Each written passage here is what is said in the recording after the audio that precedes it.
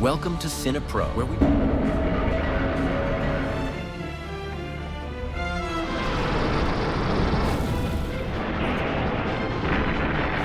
bring your favorite movies back to life with quick recaps, hidden details, and everything you missed. The largest beach in Tokyo sees a giant monster emerge from the water named Godzilla. It begins advancing toward the city, destroying everything in its path. All the world's major powers unite to stop this monster. This is a summary of the 2016 film Shin Godzilla. The movie begins in the sea near Japan, where the Coast Guard spots a small, unoccupied boat that has been floating for 2 days. The Coast Guard investigates the boat and finds scattered papers on board, but can't make sense of them. After confirming no one is aboard, they prepare to tow the boat to shore, but suddenly, the boat shakes and an explosion occurs in the water nearby. This causes a crack in the underwater tunnel ceiling, spilling a massive amount of blood onto the cars below. We are then introduced to Japan's Deputy Prime Minister Yaguchi, who, along with other officials, learns about the tunnel incident. No one knows the cause of the explosion, but they are shocked by the sight of large bloodstains in the water. The government quickly orders the evacuation of everyone in the tunnel. As people hear strange noises coming from above, those recording the events see a giant creature approaching from the sea. Yaguchi watches these clips online and warns the Prime Minister. However, the Prime Minister dismisses the idea of a monster, mocking Yaguchi for believing such a thing. He attributes the tunnel crack to an earthquake. Moments later, the cabinet receives footage from the sea, and they are stunned by the sight of the massive creature. The monster is nearing the shore, destroying everything in its way, including boats and bridges. The council confirms the footage is real, and scientists warn the Prime Minister that the creature appears capable of coming onto land. However, government leaders are skeptical and advise the Prime Minister to reassure the public that everything is under control. The Prime Minister addresses the nation, but before finishing his speech, he is informed that the monster has already reached the city. Chaos erupts as people flee the streets. The monster is revealed in its full form, chasing people. Its gills release large amounts of blood because it struggles to breathe on land. The government begins devising plans to contain the creature. Warnings are issued to the public about the danger as the monster continues its path of destruction, toppling everything in its way. Its massive size leaves behind widespread damage and rubble. The creature moves slowly due to its size, crawling along. The Japanese government considers deploying military forces, but some officials argue for evacuating the city's residents to prevent casualties. The government orders the evacuation of Tokyo, but the city's large population makes it nearly impossible to evacuate everyone quickly. The government urges residents to abandon their cars and follow police orders to avoid harm. Meanwhile, the monster continues its rampage, flipping cars and destroying buildings with ease. It climbs a tall structure, causing it to collapse, killing everyone inside. Officials watch in horror as the monster wreaks havoc. The Tokyo governor requests military assistance to stop the creature, but laws prohibit the military from engaging in attacks unless the nation is under threat. The Prime Minister grants an exception, authorizing the military to move against the monster. Helicopters are dispatched to attack the creature, while ground forces assist with evacuations. As the monster advances through the city, destroying everything in its path, it suddenly collapses because it cannot breathe on land. Leaders and officials are puzzled by its behavior, but notice its body turning a dark red, with arms emerging from its gills. The creature grows rapidly, doubling in size. It lets out a loud roar and resumes moving through the city. Its updated form is faster, now walking on legs instead of crawling. With its tail, it easily destroys trains and cars. Helicopters approach the monster, and pilots notice its altered appearance. They prepare to fire, awaiting orders. Officials receive confirmation that most residents have evacuated, prompting the Prime Minister to authorize the attack. However, a soldier spots civilians still in the streets, leading the Prime Minister to call off the attack temporarily, prioritizing civilian safety. The monster, realizing the military has retreated, seizes the opportunity to return to the water. Officials assess the damage to the city, and Yaguchi feels the government could have handled the situation better. Government aircraft search for the monster in the water, but fail to locate it. A general suggests preparing for its potential reappearance, with the military readying tanks, artillery, and airstrikes. Meanwhile, Yaguchi assembles a team of scientists to find a solution. A biologist hypothesizes that the monster undergoes different stages of evolution, adapting to any environment, whether water or land. Other scientists speculate about its diet, wondering what sustains such a massive creature. One scientist concludes that the monster likely feeds on nuclear fission. The scientists analyze the monster's movements in the city, confirming it emitted nuclear radiation wherever it went, putting Japan's population at risk of radiation poisoning. Yaguchi meets Kyoko, a representative of the US president. Kyoko requests Japan's government locate a scientist named Maki, who it is expected that the monster will appear. From their conversation, we learn that Dr. Maki was expelled from Japan because he opposed the government due to his rejection of nuclear energy, as he believed it posed a threat to the entire planet. As a result, he was forced to leave Japan. However, Kyoko mentions that they discovered Dr. Maki returned to Japan a week ago. She also reveals that Maki had conducted extensive research on the appearance of the monster, and through his studies, they might figure out how to defeat it. But first, the US wants to know Dr. Maki's exact location. In exchange, they promise to hand over Maki's research on the monster. Yaguchi agrees, and they make a deal. Later, Yaguchi and Kyoko meet again, and Yaguchi informs her of the last known location of Dr. Maki, who has been missing for 7 days. He also tells her that a boat was found in the water before the monster appeared, and it was discovered to belong to Dr. Maki. Yaguchi hands Kyoko the papers found on the boat, while Kyoko gives Yaguchi Maki's critical research on the monster. In his studies, Maki had named the monster Godzilla. Kyoko also hands Yaguchi and the scientists a report on how Godzilla was created. The report explains that humans dumped radioactive nuclear waste into the ocean, where a creature fed on the waste. Over time, as humans continued to dispose of more nuclear materials, the creature consumed them, grew larger, and eventually emerged at its current size. Kyoko also shows Yaguchi a blueprint left by Dr. Maki, but no one could understand its contents. Yaguchi asks the team of scientists to analyze the blueprint immediately, as it could hold the key to defeating the monster. The scientists then analyzed Godzilla's body and confirmed that it contained unknown materials and elements never encountered by humans. They also discovered that Godzilla has 8 times more genes than humans, making it one of the most evolved creatures on Earth. The scientists theorized that Godzilla's blood helps cool its body due to the immense nuclear energy within it. This is why Godzilla rushed to the water after transforming. It had lost a lot of blood and needed to cool itself. The scientists came up with an idea to force Godzilla to exhaust all its nuclear energy, rendering it immobile, so they could inject it with substances to freeze it in place and eliminate it. However, they were still unsure of the exact materials needed to freeze Godzilla. Before they could proceed with this plan, the team received news that Godzilla had returned, but this time it was much larger. It appeared on the shore of another city, with its skin resembling armor, its tail growing massive and towering over its body. Godzilla advanced toward the shore, destroying everything in its path. The city's residents fled as the monster entered homes and buildings, causing even more destruction than before. Godzilla's size had grown immensely, towering over buildings, and every step it took demolished houses. It was heading toward Tokyo again. The government declared that action must be taken before Godzilla reached Tokyo, as there was a nuclear plant there that, if destroyed, would result in a catastrophic disaster. Since Yaguchi and the scientists' plan was still incomplete, the Prime Minister had no choice but to deploy the full force of the Japanese military against Godzilla. The military mobilized tanks, helicopters, and other equipment to confront the monster. The first attack began with helicopters firing artillery at Godzilla's face, but it had no effect. All the attacks failed to harm Godzilla. The Prime Minister ordered the use of all military weapons, and squadrons of fighter jets launched missile strikes at Godzilla's face, causing numerous explosions. However, the officials were shocked to see Godzilla emerge from the smoke unharmed, as if nothing had happened. The airstrikes proved futile. The military then attacked with tanks, targeting Godzilla's legs. But even with heavy artillery and powerful strikes, Godzilla continued advancing without showing any signs of damage. The attacks only slowed its movement toward the bridge. The military sent another wave of fighter jets, which dropped bombs on Godzilla. While the bombs caused explosions, they only managed to irritate the monster. Enraged, Godzilla grabbed the bridge and hurled it at the tanks, forcing some to retreat to save themselves while others were destroyed. The command center was also destroyed as Godzilla left the area unscathed and continued advancing toward Tokyo. The soldiers watched Godzilla in despair, having exhausted all their ammunition. The Japanese military had no choice but to request assistance from the United States to destroy the monster. Japan contacted the US, which agreed to help and sent 3 stealth bombers carrying advanced, powerful explosives to Japan. Japanese officials realized that these explosives, when detonated on Godzilla, would cause immense damage, potentially greater than the destruction caused by Godzilla's previous appearances. The government evacuated residents from the city and moved them underground to shield them from the impending explosions. Japanese officials also distanced themselves from the blast zone. Meanwhile, Godzilla stood in the middle of the city, its body glowing red from the nuclear radiation within it. The American bombers arrived and dropped their explosives on Godzilla. The bombs successfully penetrated its armored skin, causing massive explosions and a significant amount of blood loss. Godzilla screamed in pain. However, Godzilla began to evolve again. The red glow within its body turned purple, and its mouth opened wider as the glow intensified. Black smoke emerged from its mouth, followed by flames that engulfed the city, destroying everything in their path. The fire then transformed into a beam that Godzilla directed at the sky, destroying one of the American bombers. The remaining bombers launched another round of explosives, but Godzilla closed its mouth and emitted radiation beams from its back, destroying the bombs before they reached it. It also destroyed destroyed the remaining bombers. After dealing with them, Godzilla unleashed its beam on the city, demolishing countless buildings in a terrifying display of power. The beam even struck the plane carrying the Prime Minister and other officials, killing them. Godzilla's beam continued to devastate the city, toppling numerous structures in its wake. We see the city completely ablaze, but Godzilla's energy is depleted, so he enters a dormant state and sleeps while standing amidst the city's ruins. The next day, Yaguchi manages to survive Godzilla's rampage, which has ended, and he reaches the new headquarters of the scientists. He realizes that the Japanese government has descended into chaos after losing the Prime Minister and the officials who were with him on the plane. Yaguchi refuses to give up and insists there must be a way to stop Godzilla, especially since he is now in a dormant state. A new Prime Minister is appointed in Japan, but he and the other government officials are overwhelmed by the responsibility they face. Fortunately, most of Yaguchi's team of scientists survives, and Yaguchi urges them to do their utmost to save Japan from destruction. Yaguchi sends a team to collect samples of Godzilla's nuclear DNA while he is asleep. The scientists begin analyzing these blood samples. Later, Kyoko meets with the new Prime Minister and informs him that the US government is requesting cooperation with Japan. Additionally, the Russian and Chinese governments will also assist by sending scientists, fearing that if Japan fails to eliminate Godzilla, he could spread globally. The Prime Minister agrees, and the international team of scientists arrives to support the Japanese scientists. They discover from the blood samples that Godzilla has the ability to reproduce asexually, potentially spreading across the world. After learning this, the American scientists send a report to the US government, and Kyoko informs Yaguchi that the US has decided to use a nuclear bomb to destroy Godzilla. The US wants to act quickly, fearing that Godzilla might head to North America after finishing with Japan. Consequently, the US gives Japan a 2-week deadline to evacuate all citizens, promising to help rebuild Japan afterward. The Japanese Prime Minister reluctantly agrees, despite the tight time frame, and the evacuation of Japanese citizens begins. The roads become extremely crowded. Meanwhile, Yaguchi opposes the idea of a nuclear strike on Japan and believes there is a chance to save the country by freezing Godzilla. He decides to use the time during the evacuation to prepare, and his team starts gathering the necessary materials to freeze Godzilla. However, they face a challenge with Dr. Maki's plan. The scientists revisit and analyze the plan, realizing it must be viewed in 3D and implemented in a specific way. They discover that Godzilla doesn't rely on nuclear waste as his energy source. Instead, he uses water and oxygen. This makes him the greatest threat to humanity, as his body contains a mechanism to convert water into energy. The scientists conclude that the materials they initially gathered to freeze Godzilla are inadequate, so they begin searching for the correct substances. After a week of analysis and research on Dr. Maki's findings, they identify the proper materials needed to freeze Godzilla. They also determine that they must first lower Godzilla's body temperature completely before freezing him. This rekindles hope among the scientists. They approach the new Prime Minister to request permission to execute their new plan. The Prime Minister, also unwilling to see Japan destroyed by a nuclear bomb, grants permission. Yaguchi meets with the Minister of Defense, and they agree on a plan. Yaguchi later shares the scientists' findings with Kyoko, who, being of Japanese descent and deeply loving Japan, decides to help. She provides Yaguchi's team with drones and repairs them with American resources. With only 1 day left before the US launches the nuclear strike, the Japanese government unites to eliminate Godzilla and save their country. The mission begins with the military sending trains loaded with explosives toward Godzilla. When these trains explode, Godzilla awakens from his dormant state. The drones are deployed, dropping bombs and firing missiles at him. Godzilla is forced to use his atomic breath, destroying the drones and causing massive damage to the surrounding buildings. However, his power begins to wane, and after some time, his attacks slow down. The atomic breath diminishes to fire and then disappears altogether. As his strength declines, the Japanese government proceeds with the second phase of the plan, demolishing buildings around Godzilla to bury him under the rubble. The weight of the debris, combined with his weakened state, drastically lowers his body temperature, causing him to lose consciousness. The scientists seize the opportunity, sending soldiers with trucks to inject the freezing agents into Godzilla's mouth. After administering about 20% of the solution, Godzilla awakens, unleashes his atomic breath, and destroys the trucks, killing the soldiers. Godzilla attempts to escape, but numerous trains loaded with explosives converge on him and detonate. Exhausted, Godzilla collapses again, losing consciousness. More trucks arrive and inject the remaining freezing agents. This time, they manage to administer the full dose. Godzilla awakens once more, stands up, destroys the trucks, and begins glowing purple as he tries to escape. He roars, but the freezing agents take effect, and his body finally freezes completely, reaching a temperature of -200 degrees Celsius. Godzilla becomes motionless. The Japanese officials are stunned and overjoyed by the success of their scientists. The Prime Minister contacts the US to cancel the nuclear strike, allowing citizens to return to Japan. The Japanese government resigns, as it was formed temporarily after the deaths of the Prime Minister and other officials. This paves the way for young younger generations to take leadership and guide Japan toward a better future. Yaguchi, if you liked the video, subscribe to the channel and activate the notification button so you never miss an updates. See you in the next video.